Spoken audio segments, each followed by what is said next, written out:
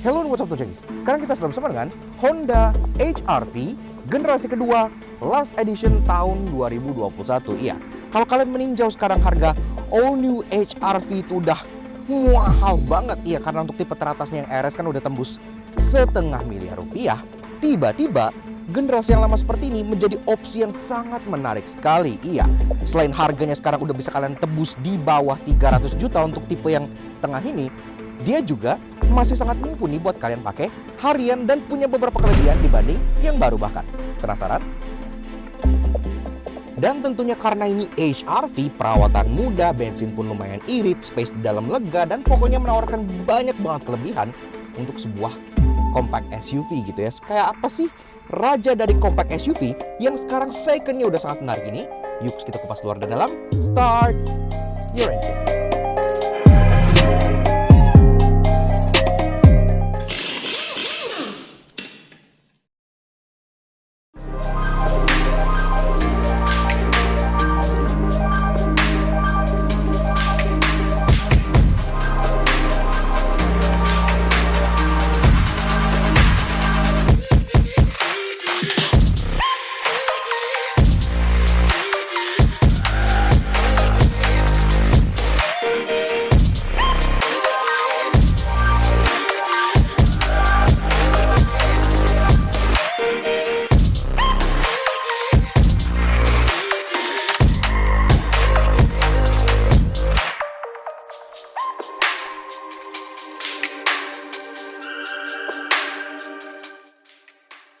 Eksterior tajam dan berani, hampir gak ada bedanya dengan versi konsepnya yaitu Urban SUV konsep. Dan karena door handle belakangnya tersembunyi, ia tampil ala SUV coupe 2 pintu.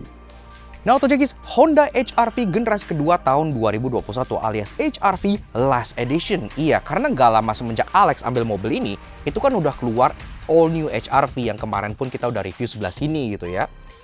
Jadi ini sekarang tuh harganya udah oke banget kalau kalian berpikir bahwa all new HR-V itu mahal. Karena kan memang all new HR-V itu nggak bisa dipungkiri mahal gitu ya. Tapi ini sekarang secondnya udah bisa kalian tebus di bawah 300 juta rupiah. Jadi sebenarnya bargain yang cukup oke.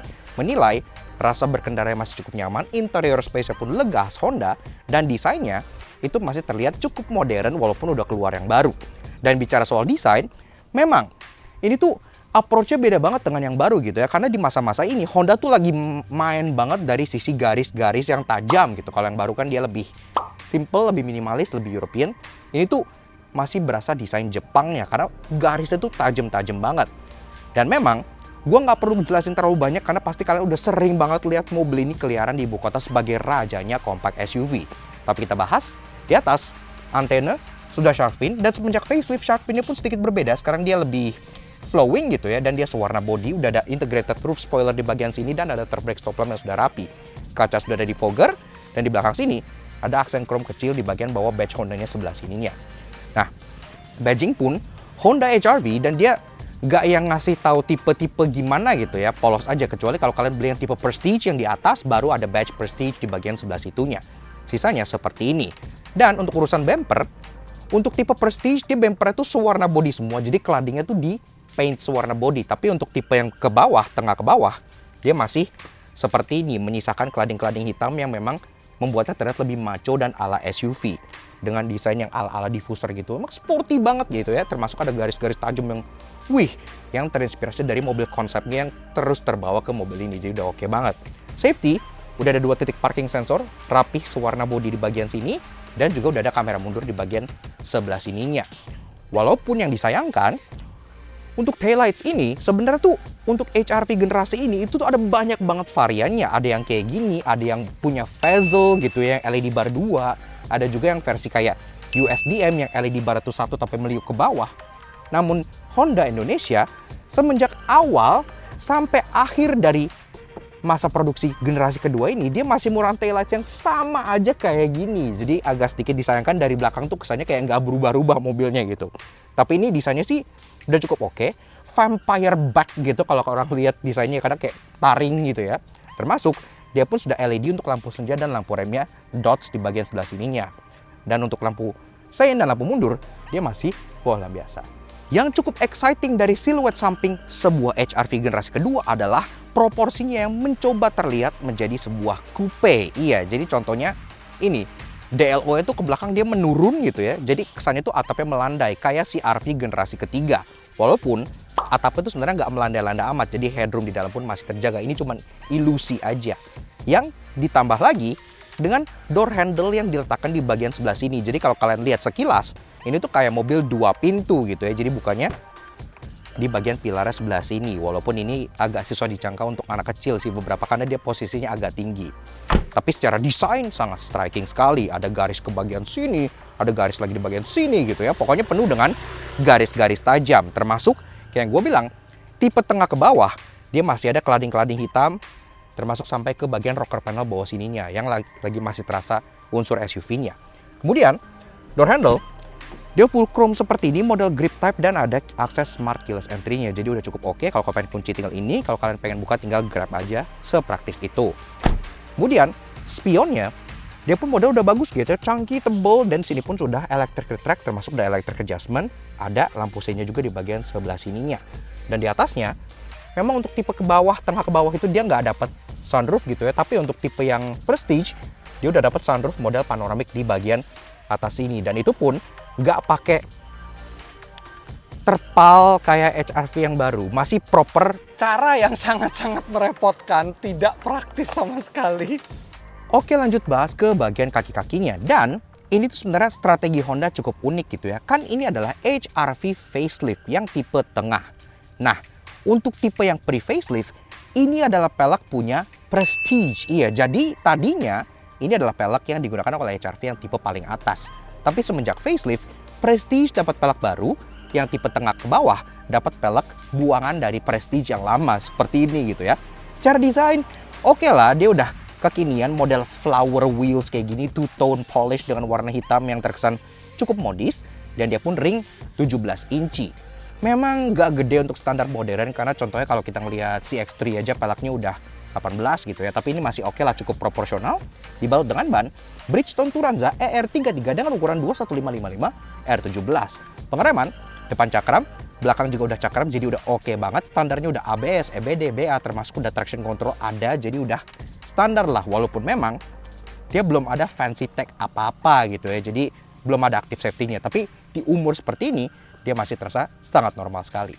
Dan tentunya karena inilah HR-V generasi kedua yang last edition alias yang terakhir banget, ini pun sudah mengalami facelift kayak yang gue bilang tadi. Dan faceliftnya itu paling kentara di bagian fascia depannya, karena memang ini ubahannya terasa lumayan major gitu ya. Jadi kalau yang lama kan desainnya lebih polos, lebih plain gitu. Kalau yang ini terasa lebih exciting dan udah lebih senada dengan desain Honda kekinian seperti contohnya Civic maupun City. Nah ini tentunya masih depan sini ada grill solid wing face khas dengan Honda yang sekarang jadi lebih besar, dan ada aksen black chrome yang benar-benar bold banget. Badge Honda di tengah tuh dia chrome biasa, makanya kelihatan kontras banget ya dengan grill yang black chrome di sini, dan aksen black chrome-nya itu langsung masuk ke bagian lampu sebelah sini seperti sebuah sayap, hence the name solid wing face. Kelading-kelading hitam masih lanjut ke bagian depan sini juga yang ada efek kayak desain splitter kayak gini yang kesannya sporty dan Honda banget. Termasuk di sini juga untuk fog lamp housing dia hitam polos seperti ini aja. Tapi yang keren, perlampuan di depan sini dia sudah full LED dari atas sampai bawah. Pertama-tama fog lampnya hilang, sudah fog lamp halogen yang ada di HR-V facelift, sekarang dia aja fog lampnya jadi LED titik-titik kayak gini gitu ya. Udah kayak si RV, jadi udah keren lah, udah keren modern. Dan di atas lampunya pun juga lagi-lagi sudah full LED. Kalau kita nyalain, dia udah ada DRL di bagian bawah sini yang bentuk letter L kayak gini, dan kalau kalian nyalain lampu senja ini akan meredup untuk jadi lampu kota. Low beam dan high beam dia di LED yang beruas-ruas kayak gini, udah terlihat modern. Walaupun beberapa orang bilang katanya ini tuh kayak LED Vario gitu ya. Harus diakui memang untuk yang di pre-facelift yang tipe Prestige kan dia sudah LED tapi proyektor 2 biji gitu ya. Kenapa nggak pakai itu aja gitu kan? Karena kan proyektor 2 biji itu lebih keren gitu kan. Ini jadi LED multi reflektor, tapi oke lah, dia nyala putih dan cukup terang. Kita cukup suka dengan lampu sein yang berupa alis di bagian atas sininya. Oke, udah full LED, udah modern banget. Dan secara overall, desain dari si Honda HR-V generasi kedua facelift terakhir kayak gini menurut gua masih sangat-sangat modern banget, karena ini kan desainnya masih senada dengan CR-V Turbo, masih senada dengan Civic Turbo gitu ya. Jadi masih enak buat dipandang walaupun HR-V yang baru tuh udah keluar.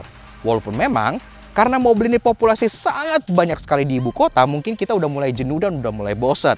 Tapi untuk dipakai sebagai sebuah commuter car, this is still pretty good enough.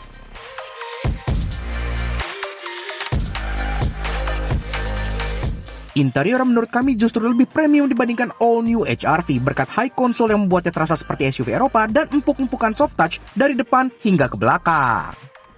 Nah, otomatis pas kalian masuk kalian sebut dengan pintu yang beratnya memang nggak hefty amat gitu, dan pas kalian buka tuh kayak ada suara cekreng yang agak kaleng gitu ya, tapi at least entry-nya cukup mudah karena di kelas compact SUV dia terasa cukup lega. Nah.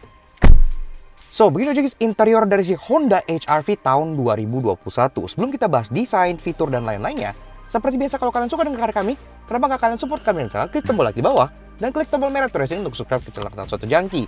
Jangan lupa nyalain loncengnya supaya kalian nggak pernah ketinggalan video baru dari kami, dan juga main-main ke Instagram kami di laknats_aj. Seperti itu. Oke, seperti biasa kita kenal dulu dengan kuncinya ya.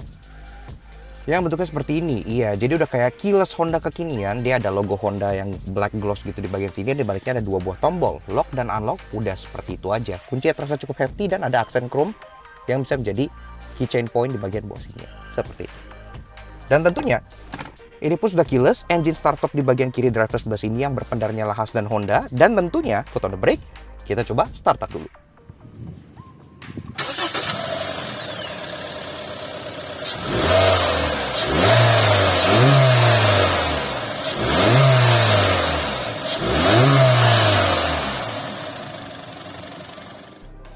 Nah, Auto Junkies, bicara soal roda perpacu mesin dari si Honda HR-V generasi kedua ini masih capable banget buat kita pakai harian. Kodenya L15ZC 1500cc inline 4 SOHC dengan IV Tech. Tenaganya 118 HP dengan torsi 145 Nm yang dimate ke transmisi CVT berpenggerak roda depan. 0-100 tuntas dalam 11,5 detik yang artinya 3 detik lebih kencang dibandingkan all new HR-V yang non-RS. Dan konsumsi BBM-nya juga cukup impresif. Dalam kota bisa mencapai 1:12. Iritlah buat dipakai harian.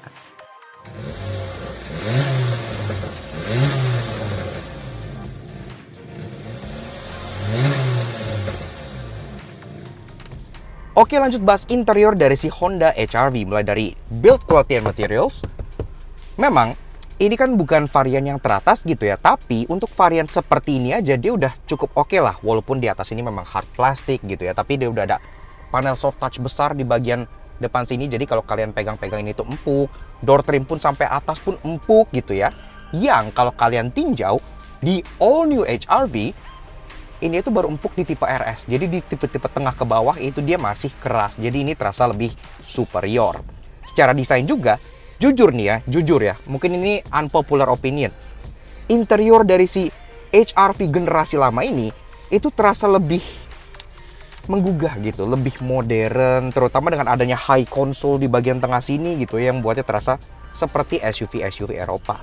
Termasuk di bagian tengah sini pun high console-nya lagi-lagi soft touch untuk bagian sebelah sininya. Jadi udah enak banget kalau kalian kena dengkul, kena paha di sini, itu tuh udah empuk. Namun memang yang cukup unik dari interior HR-V adalah di bagian passengernya ada lubang AC yang 3 kayak gini gitu ya. Orang sering ngomong ini mungkin akan bikin masuk angin dan lain-lain, tapi buktinya sih not really gitu ya. Ini bisa ditutup semua kan dari ujung ke ujung. Jadi masih aman lah. Jadi desainnya benar-benar unik banget untuk masanya. Di bawah glove box sudah soft opening dan cukup besar, jadi udah oke banget. Termasuk ke bagian tengah sendiri. Berhubung ini udah model yang facelift berbeda dengan HR-V yang pertama kali keluar. Sekarang dia modelnya tuh udah kayak agak nonjol gini ya, karena dia kan semi floating sehingga dia bisa lebih besar head unitnya. Menu utamanya itu kurang lebih seperti ini. Jadi ada jam di bagian atas sini, ada tanggal di bawahnya, dan ada menu-menu shortcut di bagian bawah sebelah sininya. Ada menu, radio, apps, telepon, dan untuk matikan layar. Kita ke menu. Sini pun fungsinya udah memadai banget. Ada radio, ada USB dan iPod, ada aux in, ada Bluetooth audio. Jadi udah bisa Bluetooth teleponi juga, termasuk teleponi di bagian bawah sini. Apps, bisa Miracast, setting, dan di bagian kanannya pun ada pengaturannya untuk kayak capacitive touch button untuk home, back, volume, dan di bawah sini ada input untuk USB dan 3.5 mm jacknya kayak gitu. Udah oke lah, standar sehari-hari sih udah cukup banget buat nemenin kalian gitu ya. Termasuk yang gue suka banget adalah lagi-lagi dibandingkan dengan all new HR-V yang baru, di mana kalian baru dapat 6 speaker itu di varian RS. Untuk yang SE ke bawah kan dia nggak ada Twitter gitu ya. It's pretty stupid decision. Tapi di HR-V yang lama seperti ini dia sudah ada Twitter di bagian sini nih. Jadi udah oke banget suaranya, udah lebih mending nggak mendem di bawah.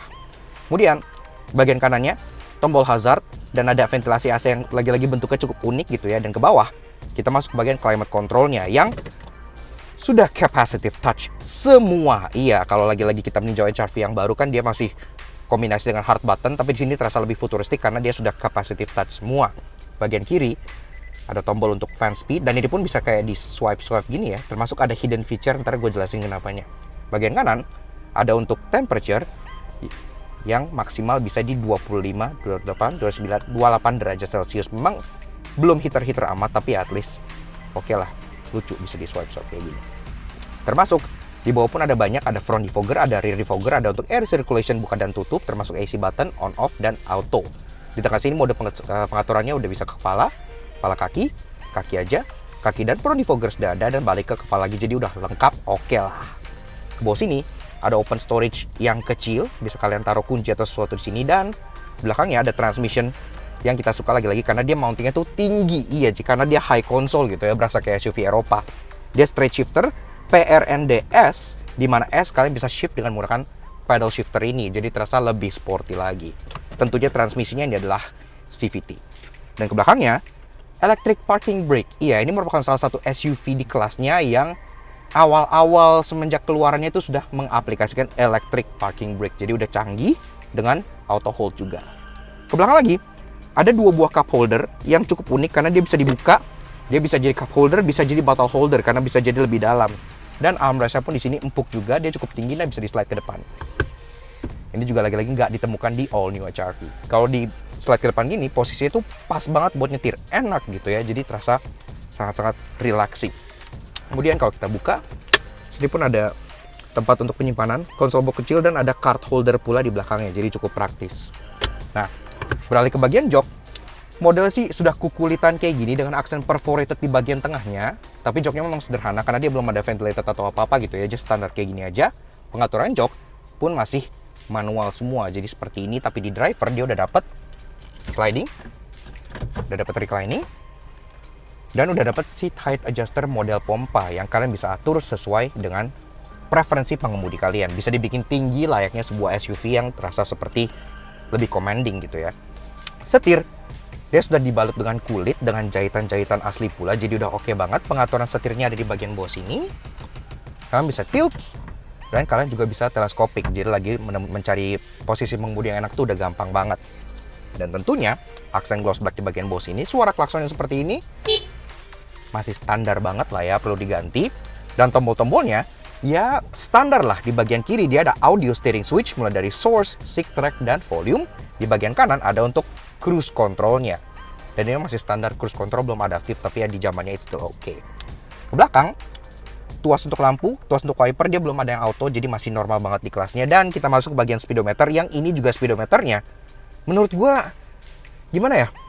HR-V baru oke, bagus, terlihat dewasa dan lebih Eropa, tapi ini terasa JDM banget gitu, lebih Jepang, lebih quirky karena dia ya formatnya sih cukup simple. Di kiri ada tachometer dengan gear indikator, di tengah ada speedometer sampai 220, dan di kanan ada MID yang masih kalkulator. Tapi di bagian tengah sini dia ada ring yang nyala dan itu transparan kalau kalian lihat kanan dan kirinya, jadi kayak tembus gitu. Dan itu ringnya juga berfungsi sebagai eco indikator. Jadi kalau kalian nyala idle kayak gini, dia warnanya itu kayak ungu, kayak indigo gitu ya. Tapi kalau kalian berkendara secara eco, ini akan berubah menjadi hijau. Terus kalau kalian misalnya lagi racing gitu, ini jadi merah. Jadi ini lumayan lucu banget ringnya ini ya. Dan ini pun speedometer sering ditransplant ke mobil-mobil Honda lain. Termasuk di bagian kanannya, ini ada MID yang kayak gue bilang, masih kalkulator. Di bawahnya fuel gauge, di atasnya penunjuk kehematan berkendara alias live fuel consumption. Di tengah ada jam, range, trip A, dan untuk outside temperature.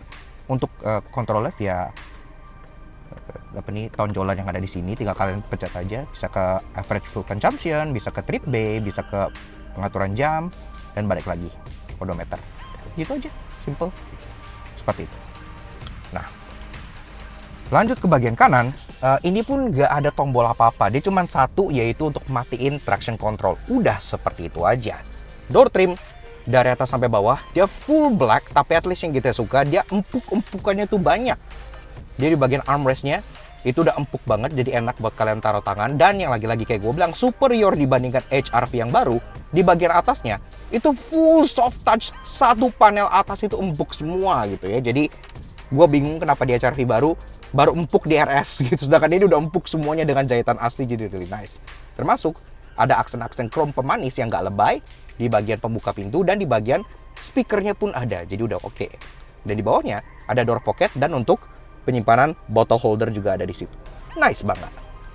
Oke, ke atas kaca day night view masih manual, tapi ya at least ada, jadi udah oke lah. Overhead console-nya cuma ada 2 buah lampu yang juga di sharing parts ke banyak Honda gitu ya.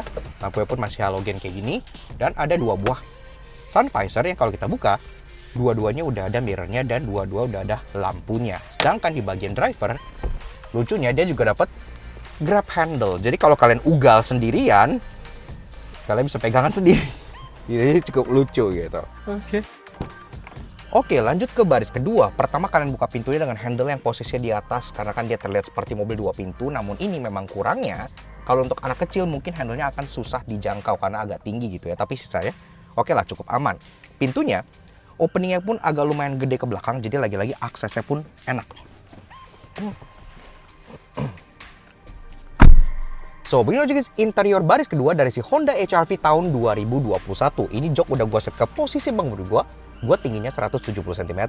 Di sini gue masih ada ruangan 8 jari. Jadi untuk sebuah crossover yang cukup kompak, ini terasa lumayan lega. Bahkan salah satu yang terlega di kelasnya, termasuk di kolong joknya, masih bisa dikit-dikit molosin kaki, jadi duduknya tuh bisa agak selonjoran. Dan yang gue suka lagi, posisi buttress dari jok baris kedua ini, dia tuh cukup maju gitu ya. Jadi penopangan kakinya tuh enak sampai ke bagian sebelah sini, jadi kaki nggak berasa ngatek. Headroom, walaupun dia desainnya tuh ke belakang agak sedikit sloping, tapi kan itu ilusi gitu ya, karena DLO-nya doang yang sloping gitu. Jadi ke atas ini pun masih lega, masih ada 4 jari. Rata-rata tinggi orang Indonesia aman untuk duduk di baris kedua sebelah sininya. Dan kalau kalian hanya berdua, kalian bisa turunin armrest di bagian tengah sini yang memang polos, gak ada apa-apanya. Tapi ini armrestnya dia kecil banget nih. Dia salah satu armrest paling kecil yang gue pernah lihat ada di sebuah mobil. Tapi at least yang gue appreciate, nggak kayak HR-V yang baru yang armrestnya tuh ngeplek gitu ya. Ini tuh solid, tep gitu ya, enak. Harusnya armrest tuh kenceng.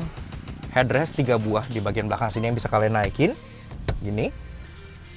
Dan ini pun di bagian tengah dia ada ham, tapi hamnya tuh kecil banget, hampir nggak berasa. Jadi kalau kalian duduk di tengah, kalian masih bisa taruh kaki di tengah sini tanpa mengganggu ruangan kaki ke bagian kanan dan kirinya, dan dapat headrest juga.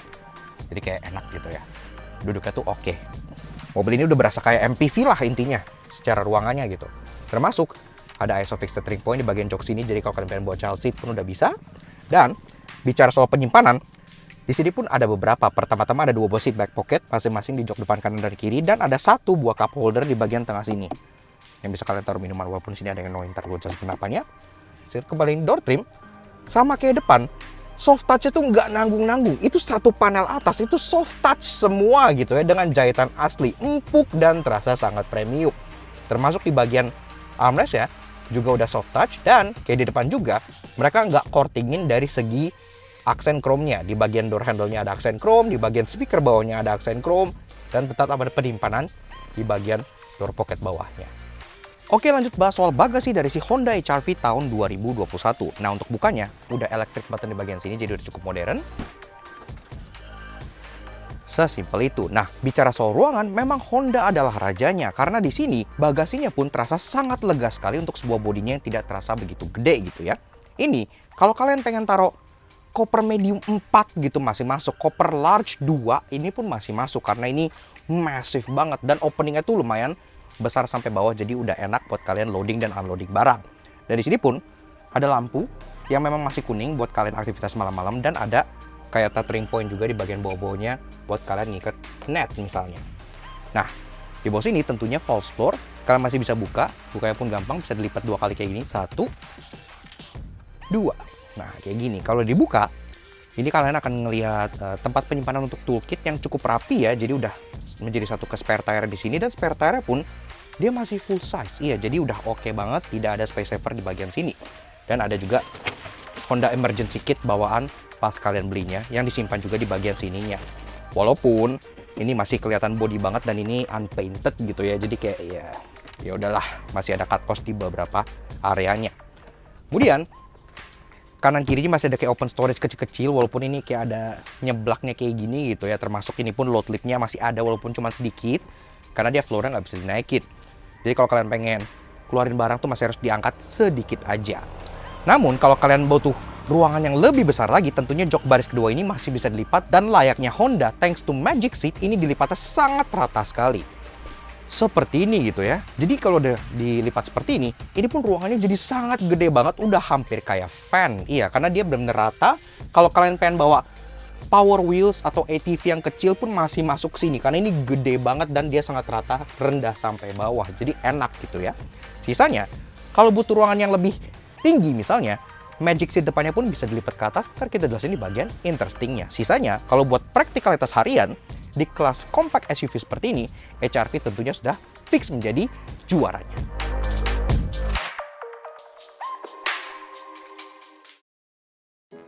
Walaupun ia masih keren, nyaman, dan udah jauh lebih murah dibanding HR-V terbaru, namun karena ia udah obsolete pasti ada yang menyebalkan. Karena itu inilah tinggal yang kami temukan di Honda HR-V Gen 2.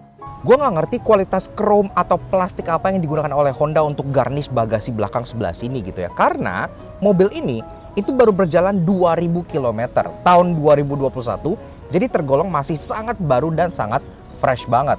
Tapi di bagian garnish chrome-nya ini udah muncul kayak bercak-bercak, kayak bocel-bocel, kayak berkarat, kayak kena acid gitu ya. Jadi kayak kelihatan nih di sini nih. Di bagian center konsol tengah belakang sini sebenarnya tuh ada kayak kotak gini yang dummy button. Ini tuh harusnya bisa buat kayak 12 volt socket atau buat charging port gitu ya. Sayangnya kalau kalian duduk di baris kedua si Honda HR-V generasi ini, kalau pengen ngecas harus minta tolong ke yang depan, karena di belakang tidak ada port ataupun 12 volt socket. Pada saat kalian membeli HR-V generasi ini baru, itu sebenarnya di bagasinya udah ada kayak coakan untuk railing dari tonneau cover gitu ya. Jadi kelihatan ya garis di sini gitu. Tapi secara from the factory kalian tidak dapat tonneau cover. Jadi ya udah belakangnya kayak gini aja. Kalau kalian taruh barang dia bakal kelihatan orang gitu ya. Makanya di marketplace online tuh banyak yang jual tonneau cover untuk HR-V, tinggal di slide gini aja. It's easy dan harusnya udah ada dari awal pas beli. Namun tenang, karena ia nggak akan menjadi SUV perkotaan favorit nomor 1 orang Indonesia tanpa banyaknya hal menarik. Karena itu inilah 3 interesting yang kami temukan di Honda HR-V Gen 2. Mungkin kalian sekarang melihat banyak mobil yang punya fitur namanya Max AC. Iya, kayak contohnya Sirion dan kawan-kawan yang kalau sekali pencet tombol itu bisa Max AC gitu ya. Si HR-V ini sebenarnya juga punya loh, tapi dia agak tersembunyi karena harus pakai gesture nyalainnya. Nah, biasanya kalau kalian pengen nyalain AC dari HR-V itu kan ya kalian tap di sini gitu ya, nyala gitu ya. Kalian pengen naikin kalian tap buat turunin gitu. Tapi kalau kalian pengen Max AC, misalnya AC dalam keadaan lagi mati gini ya, itu kalian tinggal swipe dari panah yang paling bawah ini ke atas, kalian swipe. Dia akan langsung Max AC. Begitupun dengan ngecilinnya, kalian swipe dari panah yang atas ke bawah. Seperti itu. Jadi kalian tidak perlu tap. Kalian tinggal swipe ke bawah buat minim, swipe ke atas buat max. Di Jazz RS G8-nya Alex yang notabene tipe RS aja, dia kalau pengen sport pedals itu harus nambah beli sendiri dari Honda Access, yang dimana akhirnya tuh Alex juga beli sendiri gitu ya. Tapi di Honda HR-V generasi ini secara bawaan standar, walaupun ini bukan tipe RS, tapi dia udah ada aluminium sport pedals. Iya, jadi kalau kalian injek rem, injek gas gitu ya, bakal terasa sangat sporty dan racing dan terasa DNA Hondanya gitu. Padahal ini bukan tipe yang RS.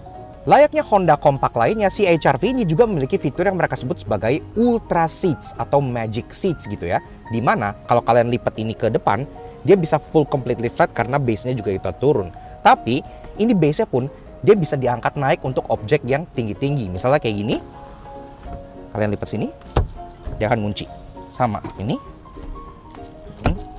ngunci.